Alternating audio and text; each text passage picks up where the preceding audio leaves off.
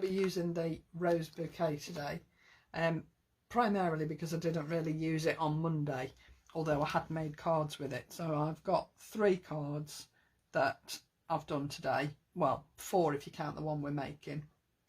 I'm also using the scripted edges, which proved to be so popular, and I'm also using these 2 because I wanted to just prove to you that whatever Lisa brings out always works with older product. And because these are both roses and I'm using the Rose Bouquet, I thought they'd go together really nicely. So I'm using the embossing folder and the die, and I'm also using this little stencil. Not a great deal, just enough to add a little bit of interest. I've put this out. I'm not using the frames, I'm actually using some of the hearts that I've saved on one of the cards that I've used. I'm using some of these hearts. Okay, so never throw your bits and pieces away. I'm also using the nested stitched rectangles that have been on the show this morning. They're so cute, these. They're just such a lovely size and obviously perfect for the US customers as well. I'm also using the foiled and plain sticker sentiments.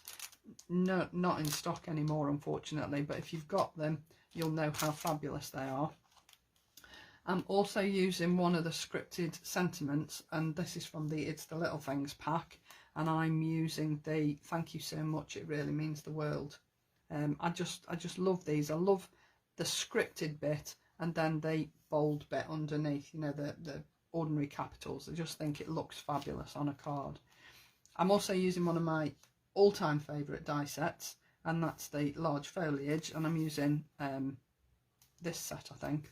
Either one of these sets of leaves. These 2 are my favourites, but just one.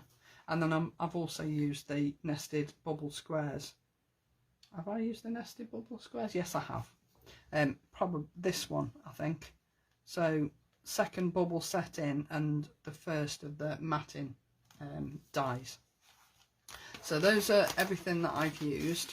I'll keep these here. And put the others out of the way. So this is where we're headed. So I thought I'd do a twisted easel. I know Claire did a twisted easel on Tuesday, but I just thought it would be a different way of showing the die on the edge. So it's not on the edge of a card as such, but it's on the edge of part of the card, if you know what I mean. So I've used this, and I'll show you how I've got rid of the hole at the back. You can see I've used some stenciling behind this, and these are my sentiments, and there's my rose embossing folder, and that's where I've cut the one out with the die, and I've done a couple of layers and I've just cut it down. I'll show you on the one that I'm going to make how I've done it, and just added a little bit of extra colour in there. You can't really see it on this one, but you will see it on the one that I'm doing today. Okay, if you really wanted to, you could add another piece of card here to hide this if you really wanted to, but to be honest, when it's up, when it's standing up, nobody's going to see that bit anyway, but they would see it on the back. So that's why I've put an extra piece of card on the back. Okay, so my card base for the one I'm doing today is a 6x6. This is a 7x7. I'm not using this, I just wanted to show you how I'd placed the die. Okay, I'm going to show you how it looks after you would have run it through your die cutting machine. So decide which way you want your easel to stand and score your card accordingly. You can have it either way. You can have it facing that way like mine is, or if you score it on the other diagonal, it will face the other way like Claire's did on Tuesday. Okay, so it's entirely up to you. You can have it facing whichever way you like. Personally, I think this way looks better with the edge cuts, but it's personal choice at the end of the day. Okay, so where I've placed this die is right on the score line. Okay, so that way you won't get this effect. Yeah, you can see where those 2 legs of that die, so these 2 bits here, have come out onto the front of my card, which I don't really want. So make sure that when you place it, you place the actual, that little leg on that crease, and then you won't get that effect. Okay, and then just tape it down, because obviously you don't want it to move, and then run it through your die cutting machine. Don't forget to open your card out though, otherwise you'll make a hole in the back of your card and you don't want that. So open your card out, put it on your plates and run it through. All right, and then when you've done that, you'll end up with this. Okay, so you can see here that that leg is actually sitting on that score line. So I'm not going to get anything sort of where you won't see it, basically, is what I'm trying to say. It just looks like that Edgecutz is sitting there like it's supposed to be. All right. Now then, obviously you don't want a hole sitting behind your card. So when you stand it up, you don't want to see that. All right. So what I've done is I've cut another piece of card to fit the back there, like so, and then I'm going to glue that down. But obviously I don't want the glue to come through here, so I've just roughly drawn through that aperture so that I know where my glue is going. Okay, so if I put my glue down, and then once my glue is down, I can rub out those pencil lines, because I'll know that I haven't got any glue where I don't want it. So roughly round that edge, along the two edges, and then you can glue that in place on the outside. Now remember to open your card out, otherwise you don't want any glue sort of seeping through, and then pop that down on the back like so. Make sure that you've got it lined up along the bottom and lined up along the side, and then glue it down. Now what didn't I do? I didn't rub out those pencil lines, did I? So let's just see if we can do that now. I should have rubbed them out before I actually stuck this down, but I don't really think it's going to make that much difference. Okay, so I've got my piece of card in place, so that now when I stand my easel card up, I haven't got a hole. Yes, if you hold it up to the light, you can see where the hole is, but how many people are going to do that? So now you've got your place where you're going to put your die that you're going to cut out. Now obviously your die is in two parts. You've got your backing piece and then you've got your detail piece. Now like Lisa said on the show this morning, there's not going to be an edge on this. These fit exactly. Okay, so when you're cutting them out, this top piece is going to sit exactly onto this bottom piece here. All right, so before I do that, I want to do my stenciling down here. So here's my Rose Garden stencil, and I think what I'm going to do is I'm just going to pop this down here. Did I do it like this? How did I do it? I do it like that, like so, and then just stick that down so that that's not going to move. Okay, and I'm going to use Sugar Candy because it's quite a soft pink. I don't want a really bright pink, because the card that I'm doing today is pink and grey, where this one is green and burgundy.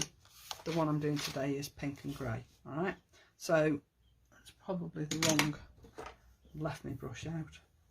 So I'm just going to add a bit of colour on my brush, and I am going to try and stick to colours that match. So this is going to be pink, and then where the leaves are, I am going to use Margarita and do that in green. Okay, but I don't want this to be extra specially deep.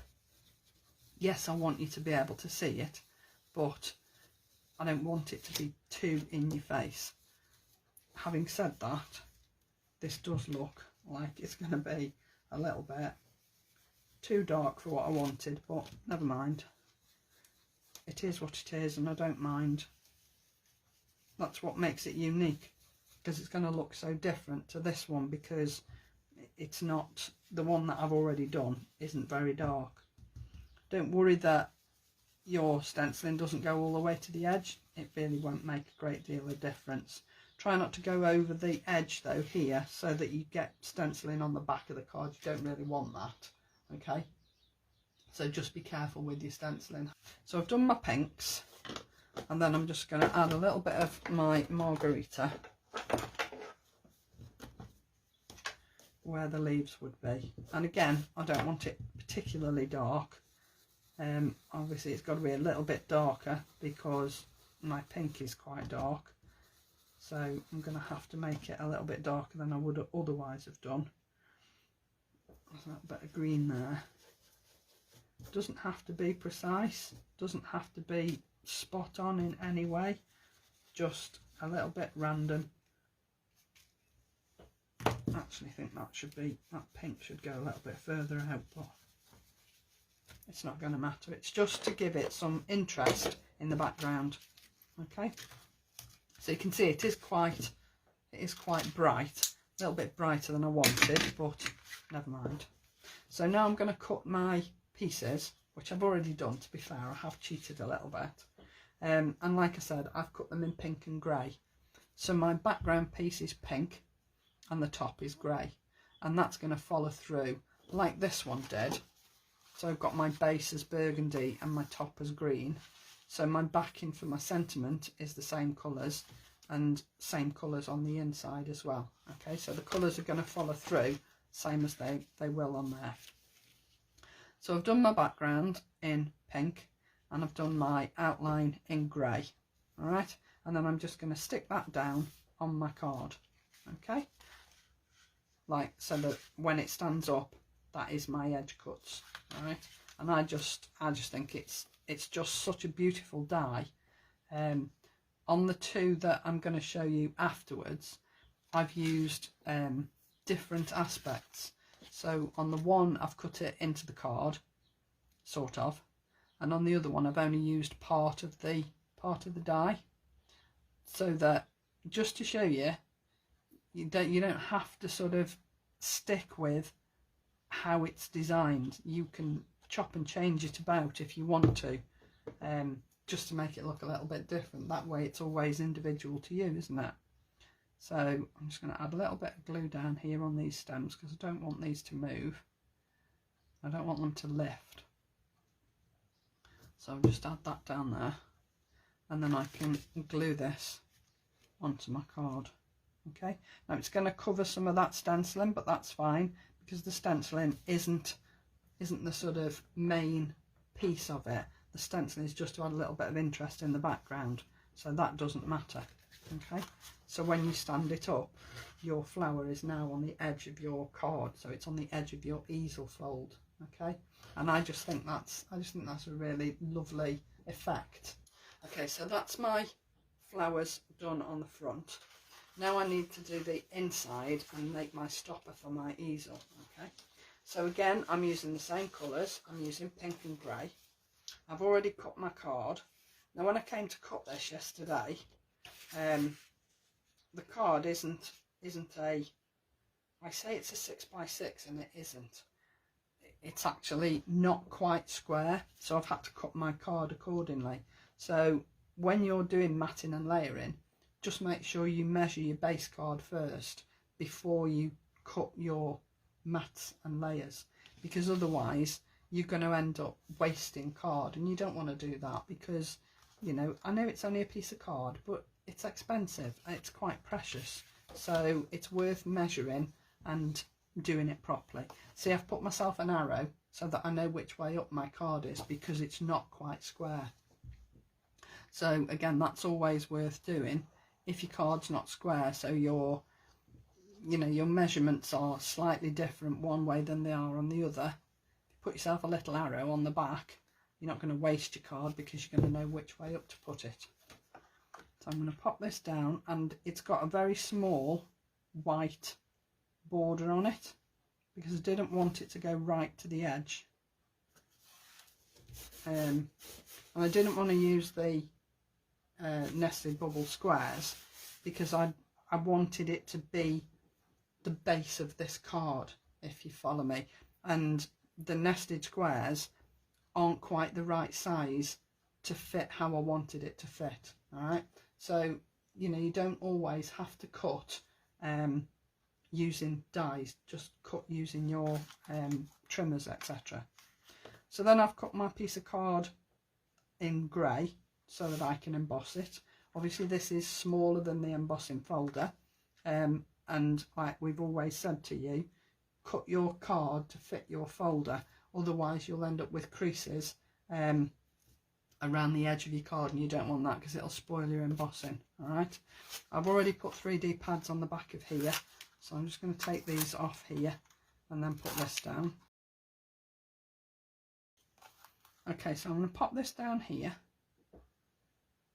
make sure it's square.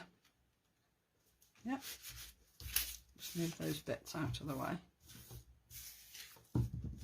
like so. And then this embossing folder comes with its own little die, and it cuts out this rose here. So I've cut it out twice, and then what I've done is I've just cut out on the second one a piece of the rose so that it looks more 3D than 3D, if you get me. So it's got double layers to it. And then all I've done is I've just gone round the edge with my sugar candy, and then in the middle, and just added an extra little bit of colour just to lift it a little bit. And then I'm going to pop that down here, line it up with where the rose is underneath, and I'm going to pop that with 3D pads. So it just looks a little bit more special. So that's my stopper for my easel. Okay, I would put a couple of pads actually, just to lift it up a little bit, because that's not quite high enough. So I would lift it and add another couple of pads on. I can't take it off now because these pads are very, very sticky, and once they're down, they're down. So what I might do is just go round and lift that rose and shape it a little bit, just so that it stops my easel from flipping forward. Okay. So then I needed to add my sentiment, and again, like I say, I've done the same colours as I've used all the way through so that it all ties in, and my sentiment is going along here. So adding that sentiment should give that easel a little bit more weight, and again that'll help it to stick behind that rose and not flip forward. So if I just add this down, and then I'm just going to go in and add a little bit of detail onto the rose bouquet itself. So if I put that along there, making sure it's straight. Okay, so that's much better. That's giving it an extra little bit of weight so that it just slips underneath that rose. So then, just to finish it off, I'm just going to add some gems, and I'm using the Super Sparkle Silver and Gold that Lisa bought out quite some time ago. I don't think she's got any of these left, and I'm not sure whether she'll be able to get any, if I'm honest, because I think she said they are quite expensive now. So they're expensive for her to buy, so to pass them on to you makes them doubly expensive, and she doesn't want to do that. So I'm just adding here these gems. You'll see on the other one I actually added the little hearts, like I said to you, out of those nested heart rectangles. I never throw the bits away. I might add a little bit more glue on these, but so that's just a little bit of detail just to lift that flower enough to make it stand out. Okay, and I think that's a super card. It's quick, it's easy, it's effective, and I just think this set is really, really useful, really pretty. So that's the one I've done today, and that's the one that I did yesterday. You can see it's a lot bigger because it's a 7x7 as opposed to a 6x6, or not, as the case may be. So then I did another couple, and like I said, one I've used in the card. Now what will happen is when you cut your flower into your card, it cuts out your definition, but obviously it leaves a big hole in your card as well. So all you need to do is just glue this bit back in, and you can see that I've backed it with Lisa's holographic card because I just think it gives a really beautiful effect no matter which way you hold this. I just think the effect is fabulous. And again, I've just used those sticker sentiments and added the colours the same way that I did for the easel card. okay, and then finished it off with some gems again. All right, so that was another way of using it. And then because I watched Lisa this morning, I thought, oh, I'll have a go at that. So I've done this one, and I've used her trick that she did on TV, and cut the word at an angle, excuse me, and I've added the extra little word that's in the set, because not only do you get your edges, you also get some other words as well. So you get these down the side, which all cut out, and obviously your words cut out individually, as well as being able to cut them on the edge. So I've done mine like that, and then this piece here, I just die cut this. If I show you what I've got left, I just die cut sort of the top bit, okay. So I've not die cut it all, and then I've just cut this flower out at the top. And because the lines are so obvious, it's easy to cut it out and it look like a proper flower. You know, you're not left with any sort of extra little bits that make it look like you've cut it out of a bigger die. Do you know what I mean? And then these are the essential foliage leaves that I've just added as a little bit of an extra bit of foliage, because I only wanted to use that one flower. Now you can see there's a bit of glitter in the middle there, and I've just used this one out of the glitter collection that Lisa brought to you not so long back, and I just think it's just such a fabulous little set of glitters, and they go such a long way. They really do. They're fabulous to use. So I just added a little bit of glue into those little holes in the middle of that flower, just to make it look a little bit different. And then I've just backed it. This is where I've used the essential rectangles, and just used contrasting colours on my card. I really like that. I think that's really lovely. I was just going to put it on the white card, but it looked a little bit lost, so I've just backed it onto a piece of black as well. And I think it's so simple. I just think it's really lovely because it's so simple. So, you know, it's not just an edge die. Like Lisa said to you, you can do so much with it. You just have to think outside the box a little bit, just to think of something a bit different. I know that Mary did a card in the group, and there's one little flower, so she's used one of these, either one of these little flowers or one of the wallflowers. I think it was the wallflower that she used, and she'd put the main flower die on her card and then just use one of the little flowers outside as a little extra. And I just thought that was genius. Thought that was a lovely card, and such pretty colours as well. But then Mary always does lovely colours. So there you go, just a few ideas just to sort of tag on to what Lisa had done this morning, just to give you a few ideas about how to use them. You know, don't be scared about them being Edgecutz dies, because you really don't have to use them as an Edgecutz. You can use them in your card, you can use elements from them. There's so many different ways you can use them. But you can see that that's where I've used those little hearts. So the hearts that I've saved, I've actually inked these were all white, and I've inked these with rhubarb jam and just added them onto my little banner. So I've put the banner in a different colour as well, because obviously I'd cut this in pink, and I'd cut it in grey. So I've just added the banner as a different colour just to make it stand out a little bit. But you don't need to add anything into the banner if you don't want to. You can just leave it plain, and just use the backing colour instead. So, you know, several ways of using that as well. And if you wanted to, save all these bits. I've only saved the banners, if I'm honest. But if you save the banner bits out of all the ones that you cut, you're going to have those banners to be able to add different colours to whatever you're cutting. So, you know, there's always ways of using them in a different way, just to give you some ideas.